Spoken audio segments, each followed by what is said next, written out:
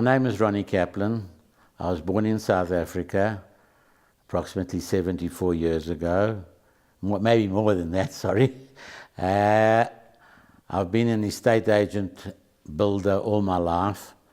I've been in the same job 50 odd years, except when I went to Israel for 6 months.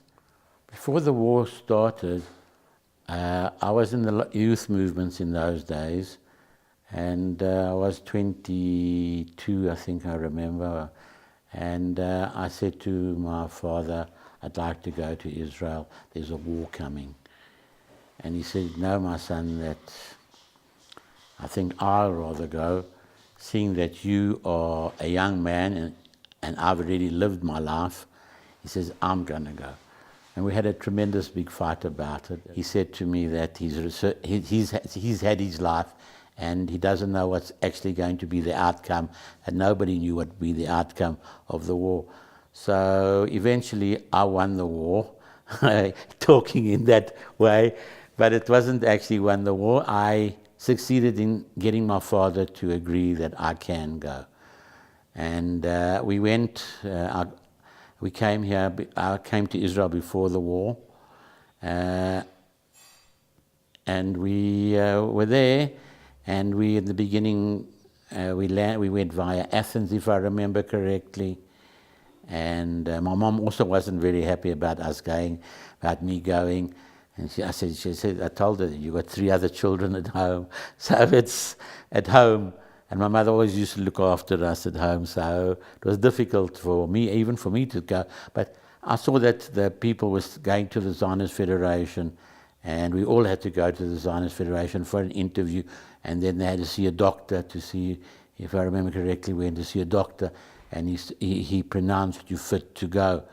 And then we had to sign a contract with the Fed that we would be there for 6 months minimum, and they would pay for the air ticket, which was bobkas in those days compared to today. And we landed up in Israel. We're a group of about 8 that arrived on a particular flight. We were met at the airport, if I remember. Also, all this is 50 years ago. You know, you can't remember exactly to the detail what happened 50 years ago. And they asked us to, what can you do? I said, I'm a miserable estate agent, but I can drive, and I can drive, and I drive very well. And they said, we'll find a job for you, no problem. So eventually we landed up in Tel Aviv, and we were digging bags, and we filled the bags with sand, and the truck came and took them away. We got some food in the hotel on the side there. That's the time that they had to black out all the windows of the hotel because since they were scared that the enemy can see us with the lights, whatever it is. Tel Aviv in those days was black. But in Tel Aviv also, you could get a ride, anybody, you put your hand out, you want to hitch. Everybody in those days, before the war, was prepared to do anything for you. You wanted to lift, where you, Nasaya, where are you going? So, and that was, there was a good ruach, but everybody was scared, and we were very scared. And in fact, myself, I was also very scared. We were a group, we're already about 25 of us, or 30 of us, I don't know, don't remember. And we were taken to Shluchot in Beit Sha'an. And we were on the kibbutz because we couldn't do the war. We couldn't be in the army. So they took us to the kibbutz so that we could do the harvesting of the products, because the men had already gone to the front. And they just fed us, and we worked. And you could only work at certain hours in that time of the year. It is very, very hot in Beit Sha'an. It's over 40 degrees. So we went to work at 2 o'clock in the fields, or wherever we worked. Everybody had a different job. We had the Sadran Avodah. They used to tell us what to do. And I landed up, and I got a foster father, and he was the boss of the Refet area. That we had to mix the food for the feed for the animals. It was too complicated. And then also had to go and cut the grapes, because otherwise they would rot. if we didn't cut the grapes and get them in, and you couldn't cut them after 4 o'clock in the morning. Between 2 and 4, 5 o'clock in the morning was the most. So I almost cut off my finger one night. I was tired. I mean, and that was on the kibbutz. We went to Sinai. They made us work there. You picked up all the rifles and all that, and you just you did what you had to with all the, and we loaded them and took them back to the kibbutz. So we took it away. So now everybody made, and they said, "Who can drive?" I said, "I'm a driver." They said, "You see that tank? Move it." I drove the tank and I flattened the car. I didn't see it; it was in the way. What could I do? But that is that. But we worked together as a team. You worked very hard. 2-3 weeks we worked very hard.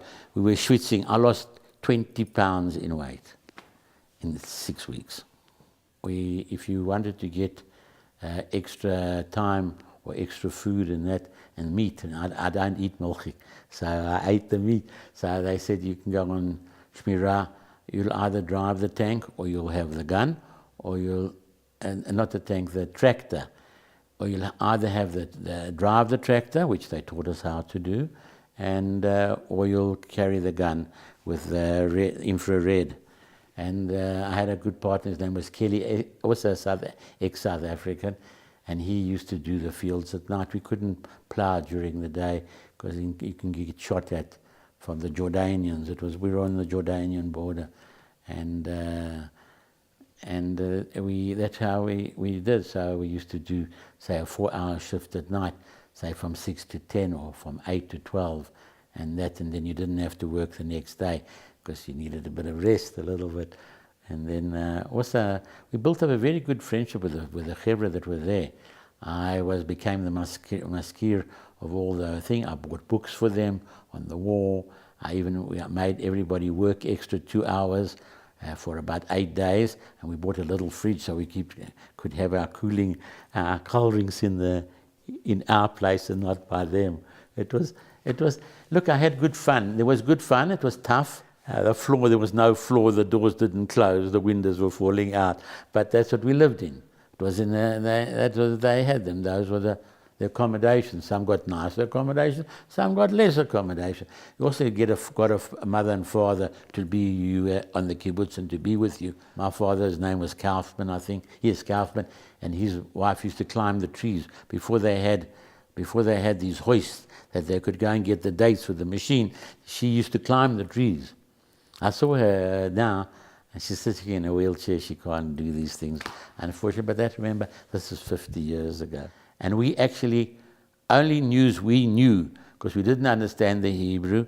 And so we didn't know. So what did we know? The only news we knew was coming from the BBC. And everybody used to huddle around the 4 o'clock in the morning. That was 3 o'clock in London time. This is the BBC. It was, what's the news? What's happening in Israel? Well, we didn't know, because the Israeli radio had a blackout most of the time. Eventually we found out that we destroyed them within 2 days. It was fantastic, the ruach after the downness that we felt.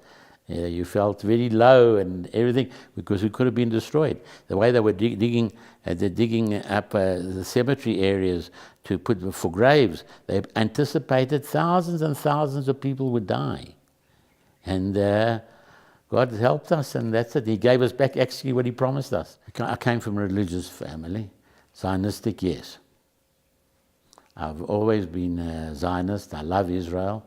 I've been to Israel over 300 times. And I love it. I know Tel Aviv like the back of my hand, and I know Jerusalem better than the taxi drivers. But I love Israel. When we eventually became a group of 50 South Africans, Solly Sachs was there, all the guys that we were together in the movement in B'nai Akiva, we all were there, Dennis Lotnik, Ralph Gershlovitz, many other people, Judy Moritz, Tsiona Liebgott, she was a Liebgott in those days. They were all landed up in Shluchot, which we landed up in. I came back at the end of January. I had to come back. My dad wasn't well. And other people came back later, or some came much earlier, but I had to come back. We went back for the 50th anniversary now, as I told you, and there were 22 of us from a group of 50. A few had passed away, but we were all together, and we all reminisced over what happened in the 50 years, and we spoke.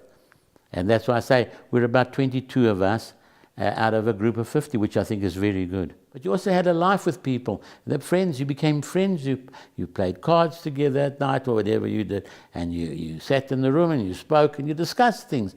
But when you came back here, that's where the rest of it, when they came back home, most of them who came back to South Africa, we remained friends. We went and we remained friends. I went back to work in my normal work, and but we remained friends. Over the years, it's now started to drift less and less and less. But we had the 40th anniversary for Israel. I mean, of going to the war. We did it 10 years ago. We did it now. Okay, there's a few less people, one or two less people. And we discussed it. And everybody was so happy to see each other. You got no idea. As I said, that night we sat in the dining room. They gave us a supper in this chadarochel, which belonged to the caterer. The caterer came to chuck us out at 1 o'clock in the morning. He says, "I'm closing."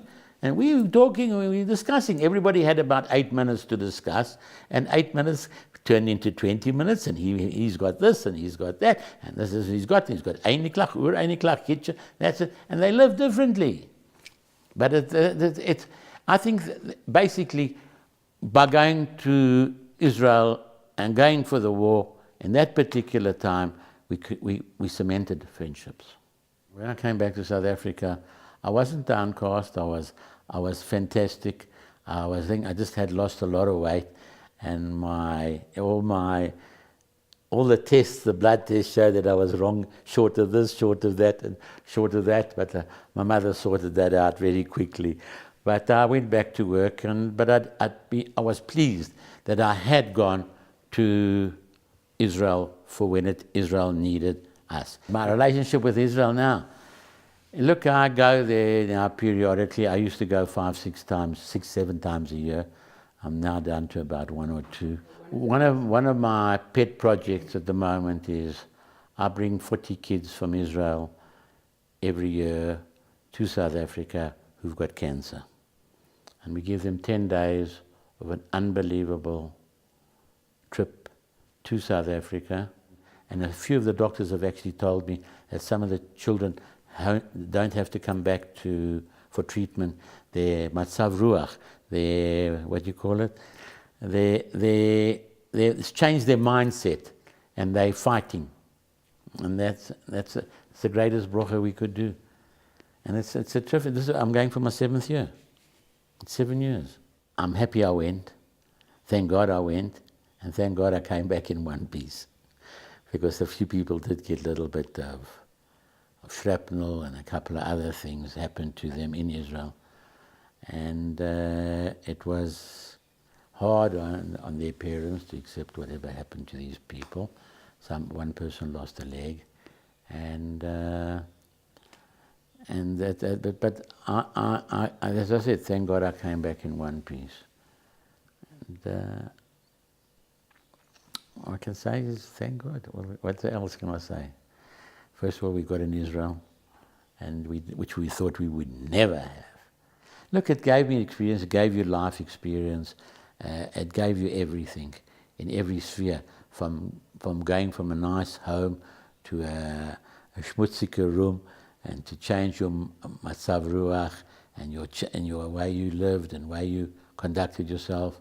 I smoked in those days, and it wasn't so funny, because when they gave us a taksiv from first in the beginning, the army gave us a bit of money to buy a chocolate or a Coke or a packet of cigarettes, and then you got a taksiv from the kibbutz where you were.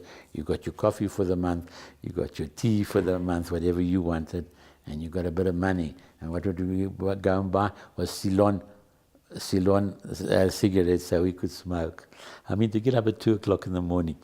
What do? Here you have a cup of coffee. There was no machine to go and get the coffee before 2 o'clock in the morning. So you had a cigarette, you lit up, and then you went to work. You got your coffee at 7 o'clock in the morning when they brought the food out to the fields. Because remember, you didn't go back.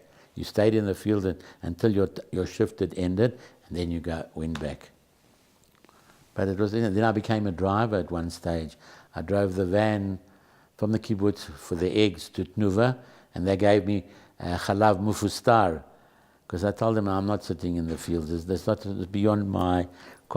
I'm not that. I'm a builder. I take it, put up the pool, do this, do that. That's me. I said, yeah. They said, you can drive. Yes, you got a license. Yeah, take it and go. So I used to deliver the eggs. I used to get the Chalav Mufustar. And that was it. I went all the way. I think I drove 26 kilometers one way. Then they wanted more eggs, so we brought more eggs from the kibbutz. But it wasn't my scene, that. But the driving was okay. I used to leave at 3:30 in the morning. An hour later, I used to walk into the Chadaroch. There was a bit of warm water. You made yourself a cup of coffee, and you went. But that was a different life, and it also. I think it also builds character from a person, from what you were to where you were to how you were to what you came, and that was character building, in my opinion. I made a contribution, in my opinion, I made a little contribution to Israel. And that time and since then I have actually, we did a lot, I did a lot for Israel. And that's it. So I've achieved something.